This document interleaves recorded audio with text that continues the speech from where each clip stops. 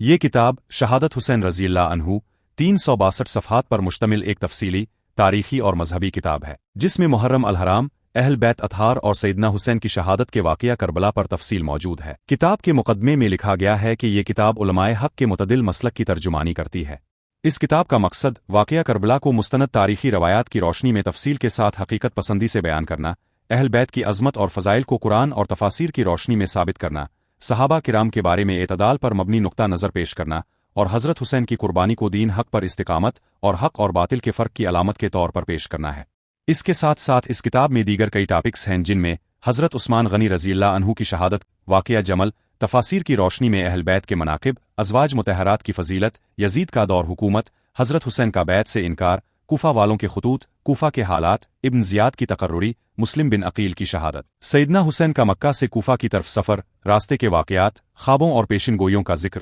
میدان کربلا کے واقعات، حضرت حسین کے خطبات، یوم عاشورہ اور جنگ اور حضرت حسین کی شہادت کا تفصیلی بیان ہے۔ مجموعی طور پر یہ کتاب ایک تاریخی، عقیدتی اور تحقیقی دستاویز ہے جو محرم اور کربلا کے واقعات کو علمی، مستند اور متعدل انداز میں سمجھنے میں مدد دیتی ہے۔ اس کے علاوہ کتاب میں دوسرے موضوعات بھی شامل ہیں، جن میں صحابہ کرام کی فضیلت، قرآن و حدیث کی روشنی میں ازواج مطہرات کا مقام وغیرہ شامل ہے۔ واقعہ کربلا کے حوالے سے کتاب میں جو موضوعات درج ہیں وہ یہ ہیں: علی اکبر کی بے مثال شجاعت، ان کا شعر پڑھنا اور شہادت پانا، قاسم کی شہادت، حضرت حسین کا انہیں اپنے کاندھے پر لانا، شمر کا کردار، علی اصغر کی شہادت، خود سیدنا حسین کی شہادت کی تفصیل، 33 نیزوں اور 34 تلواروں کے زخم اور شمر کا سر تن سے جدا کرنا، اس سانحے کے بعد اہل بیت کا کوفہ اور پھر دمشق میں یزید کے دربار تک پہنچایا جانا، یزید کے گھر میں ماتم، دربار میں اہل بیت کی خواتین کی دلیرانہ گفتگو، سیدہ زینب کے مشہور جوابات اور اہل بیت کی مدینہ واپسی کے حالات اور واقعات کتاب میں شامل ہیں۔ اس کتاب میں سیدنا حسین کی شہادت کے تاریخی پس منظر اور ان سے متعلق معاملات کا ذکر کیا گیا ہے